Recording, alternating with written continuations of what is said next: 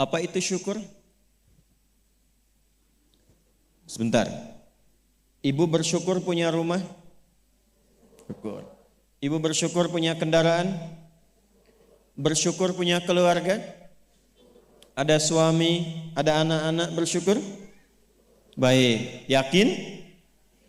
Bersyukur diberikan pakaian? Yakin? Masa? Nah, sekarang apa itu syukur? Syukur itu pelan-pelan.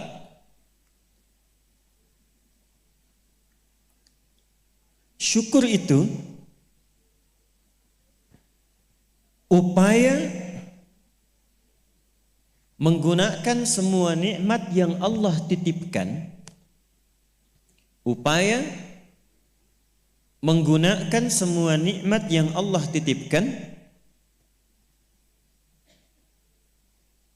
sesuai dengan apa yang Allah inginkan, sesuai dengan apa yang Allah inginkan,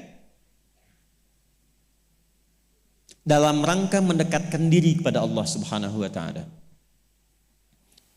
Contoh, ibu sekalian, maaf, anak itu titipan dari Allah atau bukan? Yakin? Sekarang pertanyaannya, ibu tahu nggak apa yang Allah inginkan dari anak yang dititipkan itu? Jadi apa? Anak yang saleh. Saking inginnya mendapatkan anak yang saleh, bahkan setiap ibu sejak mengandung itu sudah bermohon kepada Allah. Itu ada di Quran surah ke-7 Al-A'raf di ayat 189 di ujung ayatnya. Ya, Quran surah 7 ayat 189. Falamma taghasyaha hamalat hamlan khafifa famarrat bih. Lihat ke ujung ayatnya. Falamma athqalat da'wallaha rabbahuma la in ataitana salihah lanakunanna minasyakirin. Suami istri itu kalau istrinya tengah mengandung, kemudian menjelang fase-fase kelahiran, sangat berharap dan berdoa mohon pada Allah, semoga anak yang terlahir ini menjadi anak yang soleh. Sepakat bu? Setiap ibu menginginkan anaknya menjadi anak yang soleh. Sepakat? Pertanyaannya, apakah betul kemudian setiap ibu yang sudah Allah titipkan anak dalam kehidupannya betul-betul mensyukuri nikmat titipan itu?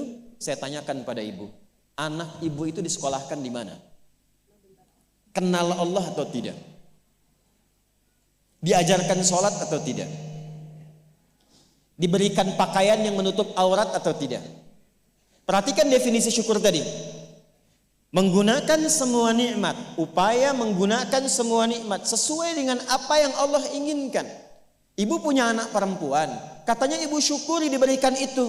Sampai ibu bikin akikah, sampai undang tetangga, sampai selamatan. Tapi setelah dia bahkan menjelang balik, ibu kasih pakaian yang membuka auratnya. Itu bukan syukur namanya. Disekolahkan di tempat yang bahkan dia tidak mengenal Allah. Dikejar sampai di sininya nih. Nggak salah. Dilesin matematika, nggak salah, bagus. Les fisika, bagus. Les kimia, bagus. Ikut bimbel, bagus. Masuk kampus top, bagus. Tapi nggak kenal Allah, di mana syukurnya? Satu, lihat pakaian yang selama ini Allah berikan kepada ibu sebagai titipan, dan itu akan dihisap. Buka lemari pakaiannya. Coba cek, ada nggak satu bagian pakaian yang belum pernah dipakai untuk ibadah? Coba lihat ketika beli tas mewah, sepatu baru, pakaian baru, sudah pernah dipakai ibadah belum? Jangan-jangan beli tas itu hanya untuk dipakai keundangan saja. Jadi ketika manusia mengundang, beli yang baru. Kenapa ketika Allah yang mengundang 5 kali dalam sehari, bahkan untuk memberikan solusi kehidupan, yang baru itu nggak pernah dipakai? Oh, kenapa pada diam? Satu, merasa ya. Satu. Jadi di titik ini, terkadang ada orang yang menuntut dari Allah kenyamanan hidup, ketenangan, kedamaian. Tapi ketika Allah memberikan apa yang diinginkan, tidak menggunakan nikmat itu yang membuat dia damai. Tidak menggunakan titipan itu yang membuat dia tenang dalam kehidupan. Karena itu saya ingin memulai dengan mengajak kita semua, ayo kita lihat lagi apa saja titipan Allah yang telah dititipkan dalam kehidupan ibu dan bapak yang ada di luar saat ini sampai dengan detik ini. Kalau ingin mendapatkan ketenangan di dunianya, ketenangan di alam kuburnya, sampai pulang ke akhirat nanti, maka pastikan berusahalah untuk menjadi golongan yang sedikit itu. Gunakan semua nikmat itu pada hal yang Allah inginkan. Jika itu sudah dilakukan, saya berikan rahasia. Ini antara kita saja. Coba ibu buka surat ketiga. Belakang kedengeran gak? Alhamdulillah. Belakang kedengeran? Tidak. Kok bisa jawab? Surah 3 ayat 35 sampai 37. Quran surah 3 ayat 35 sampai 37. Sudah? إذ قالت امرأة عمران رب إني نذرت لك ما في بطني محررا فتقبل مني إنك أنت السميع العليم. Perhatikan, ini kisah tentang Hannah. Saya hanya akan ambil kisah ibu saja dalam Quran. Hannah itu istrinya Imran alaihi wassalam. Nanti punya saudari namanya Eliasobat. Orang barat menyebutnya Elizabeth. Betul, Elizabeth itu bahasa sananya untuk Eliasobat itu saudarinya Hannah. Nanti nikahnya Elizabeth dengan Nabi Zakaria. Hannah nikahnya dengan Imran. Ketika Hannah mengandung, sepakat suami istri ini ingin mensyukuri nikmat kandungan itu dengan mengharapkan lahirnya anak yang soleh. Maka apa yang terjadi? Untuk mendapatkan soleh itu maka dibuat persiapan. Ini hukum umum, Bu. Ibu kalau misalnya ingin memasukkan anaknya ke sekolah tertentu, kan disiapkan dulu ya dari awal. Ya, sekolahnya di mana, yang dibutuhkan apa, sebelum masuk udah siap-siap. Biayanya berapa, perlengkapannya apa, disiapkan jauh sebelum masuk. Begitu kan ya? Maka Hannah dan suaminya sudah menyiapkan. Nanti kalau anak ini terlahir, disiapkan tempat khusus supaya dia betul-betul menjadi anak yang soleh. Namanya mihrab. Mihrab itu tempat yang dikhususkan untuk bisa fokus ibadah, bertakarub kepada Allah saja. Nanti harus ada yang merawat. Yang mengajar, yang merawat itu harus orang yang paling soleh dan pintar di zamannya. Yang ketiga, disupport banyak doa. Dua-duanya sudah kompak. Siapapun yang kalau anak ini lahir masih hidup, entah ayah atau ibunya, teruskan cita-cita yang sudah menjadi komitmen ini. Maka ketika kandungan itu terus membesar dan siap menjelang persalinan, Imran meninggal. Jadi Imran itu meninggal dan Maryam nanti lahir dalam keadaan yatim. Maka lahirlah Maryam. Apakah ketika Maryamnya lahir, ayahnya sudah tidak ada, ibunya berhenti dari cita-cita yang sebelumnya menjadi komitmen? Tidak. Diteruskan itu. Maka ketika terlahir itulah kemudian apa yang sudah disepakati, berikan nama sesuai dengan harapan, isi dengan doa, siapkan tempat yang ingin diarahkan sesuai dengan cita-cita. Maka ayat 36-nya, falamma wada'atha qalat rabbi inni wada'tuha untha wallahu a'lamu bima wada'at wa laysa dzakaru kal untha.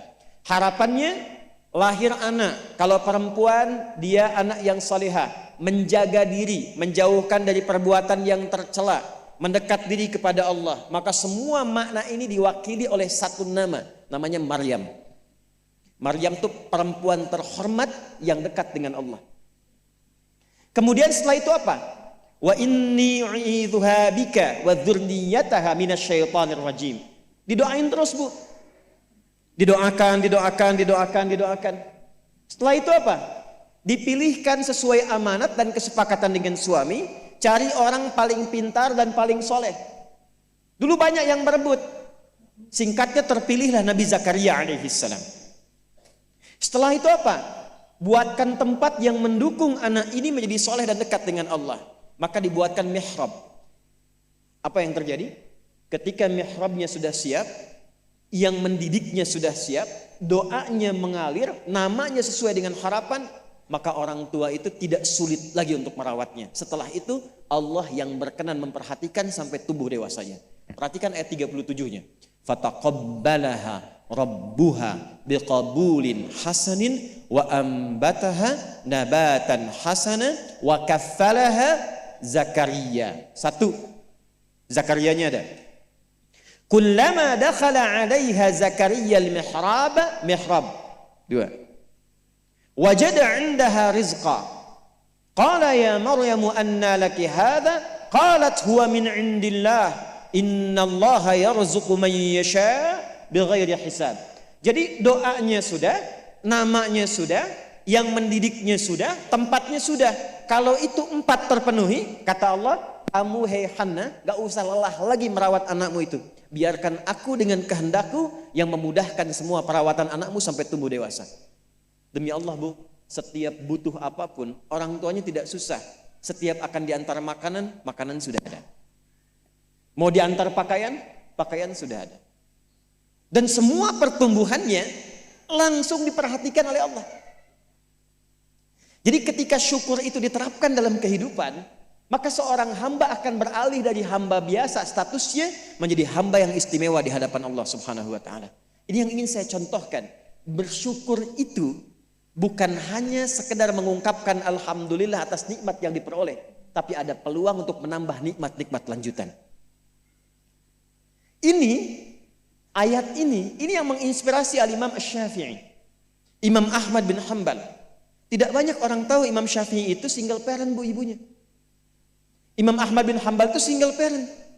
Jadi begitu dititipkan anak laki-laki Imam Ahmad, bapaknya meninggal, ibunya yang gendong sana sini. Musim dingin, dimasakin air. Kan belum ada water heater waktu itu. Dimasakin Bu, malam-malam. Diwuduin pakai air hangat. Digendong oleh ibunya ke masjid. Ke halakoh-halakoh para ulama, disimpan, selesai digendong, dibawa lagi. Apa yang terjadi? Ketika semua nikmat dititipkan anak itu disyukuri sesuai dengan apa yang Allah kehendaki, jadilah Imam Ahmad. Ibu kenal Imam Al-Bukhari? Ayo bilang kenal. Ini juga sama, single parent. Bahkan lebih dahsyat lagi, Imam Al-Bukhari itu saat lahir ayahnya meninggal, usia 2 tahun matanya buta. Dan dokter mengatakan pada masa itu ini buta permanen, gak akan sembuh. Apa yang menjadikan kemudian matanya sembuh sampai jadi orang paling hebat di zamannya dan melahirkan karya besar Sahih Al-Bukhari. Wa qalilun min ibadiyasy syakur. Ibunya. Jadi betul-betul mensyukuri nikmat diberikan seorang anak, dititipkan seorang anak. Jadi nggak pernah lihat Bu. Jangan lihat kata orang ini anak si fulan, misalnya si fulana ini kurang begini, anak si fulana autis, anak si fulana begini, nggak ada. Nggak ada satu anak pun terlahir yang tidak punya keistimewaan, itu tidak ada. Tanamkan pada hati yang paling dalam.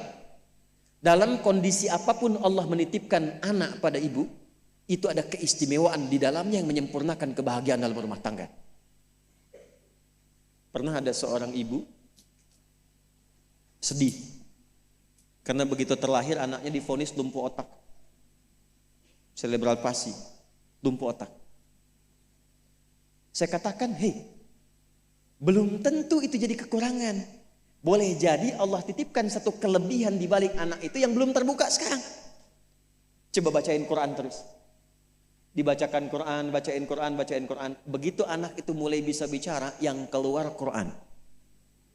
Begitu dicek oleh seorang ustadz, ternyata anak itu sudah hafal Quran 30 juz. 30 juz. Dan barakah anak itu yang kemudian membawa si ibu jadi keliling-keliling. Haji, umrah, ke satu tempat yang tidak pernah dikunjungi sebelumnya. bertemu dengan orang hebat yang tidak pernah dibayangkan sebelumnya. Ternyata lewat wasilah anak itu. Disyukur itu membahagiakan. Itulah syukur. Syukur itu dampaknya banyak, Bu. Dia nggak akan tertinggal, dunia dapat, akhirat juga diraih.